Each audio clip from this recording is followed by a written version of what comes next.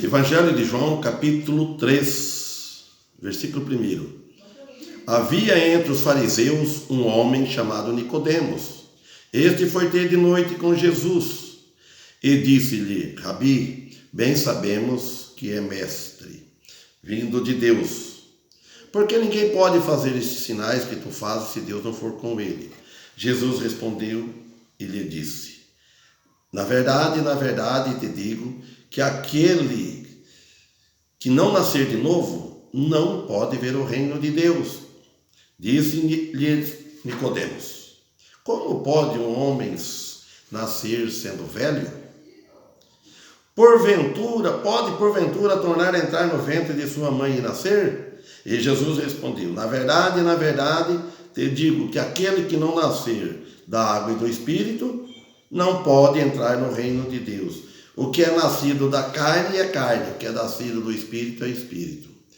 Então foi dito isso aqui, nós vemos que Nicodemos era um dos 3 homens mais ricos lá em Jerusalém. Príncipe dos judeus, um membro do Sinédrio e do corpo governante de Israel. Nicodemos representava alguns membros do Sinédrio. Aqui Nicodemos se dirige a Cristo como homem e não como Deus. E a cruz lhe mudaria, porque depois que ele aceitaria Jesus, tudo mudaria. Aí Jesus lhe disse, Nicodemos chegou fazendo um elogio para Jesus. Nicodemos começou a olhar Jesus como um homem, como um mestre.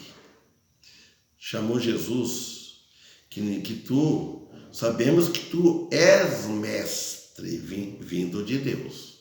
Bom, uma dúvida ele não deixou, que Jesus ele cria que estava vindo de Deus. Então, mas só que Jesus não se orgulhou, não levou para este lado respondendo. Jesus podia responder falando de quem ele era, como homem, que ele era um homem bom, falar muitas coisas, como outro qualquer. Fosse nós, já se orgulhava, dizer, chamar a gente de bom mestre, aí a gente ia orgulhar. Mas Jesus respondeu diferente. Jesus respondeu para Nicodemos de uma forma que aos olhos humanos, pensamento, pela lógica humana, ele estava fora do assunto. Porque olha, veja só que Jesus respondeu. Nicodemos não esperava essa resposta de Jesus. Jesus respondeu e lhe disse, na verdade, te digo, que aquele que não nascer de novo não pode ver o reino de Deus. Então Jesus foi na ferida de Nicodemos. Então Jesus ele apresenta aqui uma resposta completamente distinta do que ele esperava. Muito diferente. Nicodemos não foi talvez atrás disso, ele foi por curiosidade, via que Jesus fazia muitas curas, muitos milagres, a notícia corria muita fama, então ele foi. Mas ele fala que ele foi à noite. E o termo aqui nascer de novo quer dizer que o homem já teve um nascimento natural, mas um nascimento espiritual, não. Mas agora ele tem que haver um nascimento espiritual, o qual acontece pela fé. Fé em quem? Fé em Cristo Jesus, com arrependimento.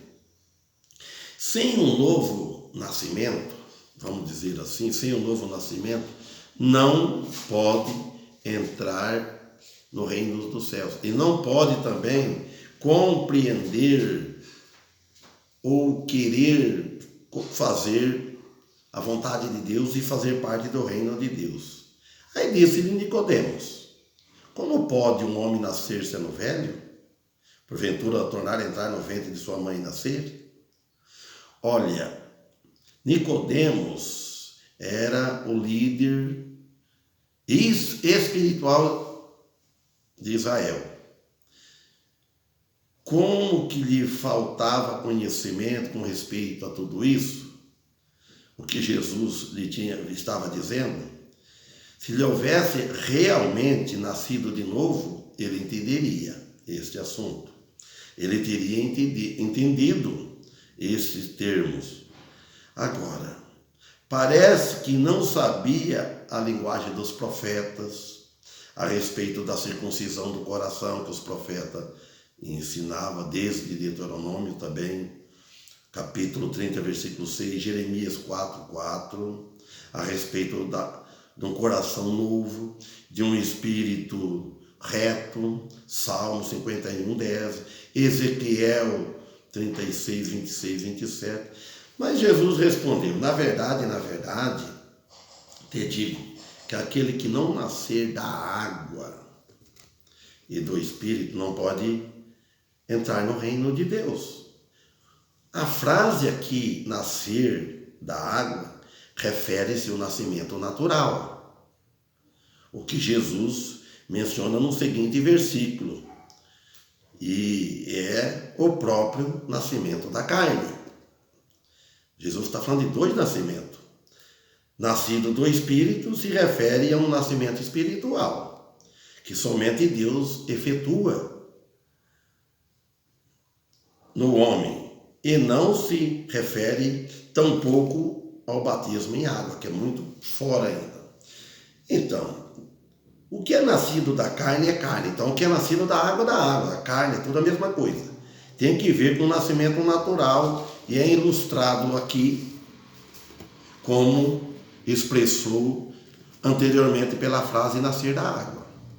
E o que é nascido do Espírito é do Espírito. Tem que ver com o que é unicamente de Deus. É o nascimento do Espírito, de cima. Agora, a carne, quando eles falam da carne, não tem relação alguma com o Espírito. E não pode ser unido. Aí Jesus disse: eu não tenho maravilhas de ter dito, necessário vos nascer de novo. Então é evidente que ele se dirige aqui para a surpresa de Nicodemos, nascer de novo, que refletiu no semblante de Nicodemos. Aí Jesus disse: o vento assopra aonde quer e ouve a sua voz, mas não sabes de onde vem nem para onde vai. Assim é todo aquele que é nascido do Espírito. Olha bem, Jesus explica para Nicodemos aqui sobre a experiência de nascer de novo. De nascer de novo. E ele compara aqui com o vento que vem e vai. Mas é impossível a gente distinguir exatamente como é. Assim é todo aquele que é nascido do Espírito. É um nascimento espiritual. Por isso não se pode explicar intelectualmente. Deve ser explicar espiritualmente. Tendo o Espírito Santo, ser guiado, usado pelo Espírito Santo. Aí Nicodemos respondeu e disse-lhe: como pode ser isso? Jesus respondeu e lhe disse: tu és mestre em Israel e não sabes isto? Na verdade te digo que nós dizemos o que sabemos e testificamos o que vimos e não aceitais o nosso testemunho. Então, não ter nascido de novo neste determinado momento, e apesar de sua grande inteligência, falando para Nicodemos, em outros aspectos, não tem entendimento algum desta grande verdade. Ele era religioso, mas perdido. Tinha-lhe em conta como um dos grandes líderes espirituais de Israel. Como líder espiritual de Israel, deveria conhecer o caminho da salvação, mas triste é que ele não conhecia. Ele conhecia muitas coisas, mas isso ele não conhecia. Então, agora, Jesus se referia aqui à divindade, à trindade, à trina, e também de todos os apóstolos e os profetas em essência. Ele se referia aqui à palavra de Deus, que estava dirigindo a Nicodemos, a fonte em vez da tradição. As pessoas estão indo muito por tradição dos pais, da sua religião, e não vai buscar da fonte, que é Jesus Cristo, e não aceitais o nosso testemunho. Tem que ver com o sinédrio judaico. Versículo 12: se vos falei de coisas terrestres, não crestes? Como crereis se vos falar das celestiais? Então Jesus disse isso, refere-se ao tipo do acontecimento terrestre na Bíblia, tais como os sacrifícios dos dias das festas, que sem dúvida Nicodemo tinha lido muitas vezes, mas estava tão cego que ele não via e acreditava nas lições práticas. Como crereis se vos falar das celestiais? Diz-nos que se conhecemos bem a Jesus como Deus, que é o celestial, devemos conhecer primeiro a Jesus e a encarnação, o terrestre. Nicodemos tinha dirigido-se a Jesus como simplesmente a um mestre, um homem terrestre, um homem sábio, vindo de Deus. Então, até que ele contempla que Deus se fez carne e que mora entre os homens, ele não entenderá o assunto celestial. Aí no versículo 13, ele fala assim: ora, ninguém subiu ao céu a não ser o que desceu do céu, o Filho do Homem que está nos céus. Então, Jesus, ele baixou do céu e se fez homem. E aproximadamente 3 anos e meio mais tarde subirá ao céu, quando a sua missão seria cumprida. Melhor traduzido, o que é o céu? O Filho do Homem que desceu do céu. Ele fala: e como Moisés levantou a serpente no deserto, assim é necessário que o Filho do Homem seja levantado, para que todo aquele que nele crê não pereça, mas tenha vida eterna. Porque Deus amou o mundo de tal maneira que deu seu Filho unigênito para todo aquele que nele crê não pereça, mas tenha vida eterna. Porque Deus enviou seu Filho ao mundo, não para que condenasse o mundo, mas para que o mundo fosse salvo por ele. Quem crê nele não é condenado, mas quem não crê já está condenado, porquanto não crê no nome do unigênito Filho de Deus. E a condenação é esta: que a luz veio ao mundo e os homens amaram mais as trevas do que a luz, porque as suas obras eram más. Porque todo aquele que faz o mal odeia a luz, e não vem para a luz porque as suas obras não sejam reprovadas. Então, como Moisés levantou a serpente no deserto, isso está no livro de Números 21, 5, 9. Então a serpente representa a Satanás, que é o autor do pecado. Agora, assim é necessário que o Filho do Homem seja levantado. Refere-se a Cristo sendo levantado sobre a cruz, e com isso se pôde derrotar a Satanás e o pecado.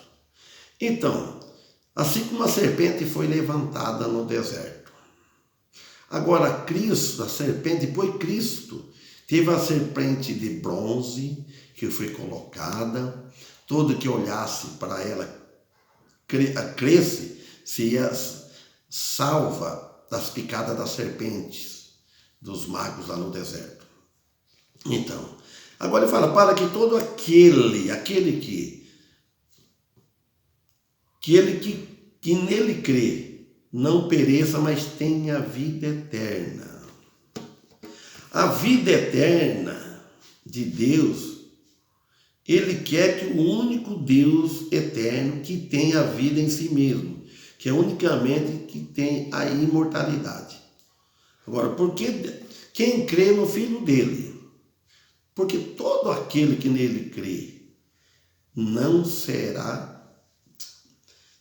pereça, não morra, mas tenha vida eterna, vida para sempre. Para que todo aquele que nele crê não pereça, mas tenha vida eterna. A vida eterna, vida para sempre. Então não perde a salvação. O próprio Jesus está dizendo que crer. Porque Deus enviou o seu Filho ao mundo. Quer dizer que Deus enviou o seu Filho ao mundo não para que condenasse ao mundo, mas para que o mundo fosse salvo por ele. Então a primeira vinda de Jesus, ele não veio para condenar, ele veio para salvar. Então, a missão de Cristo era salvar, mas a rejeição resulta em condenação.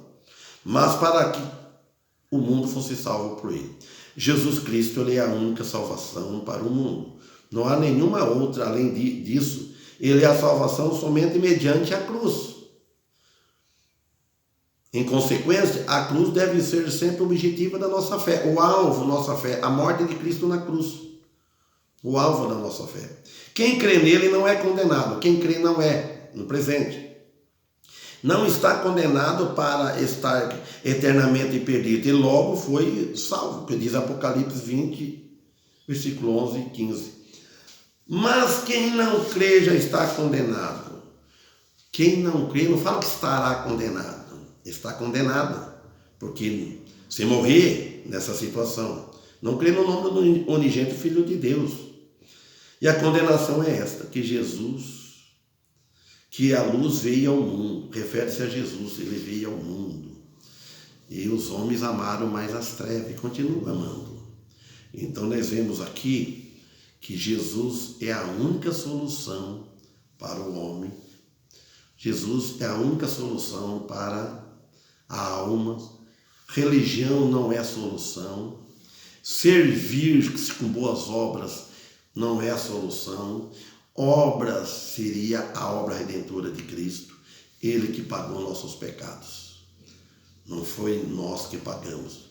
Ele que morreu na cruz. Ele foi o nosso substituto. Crê e será salvo. Amém?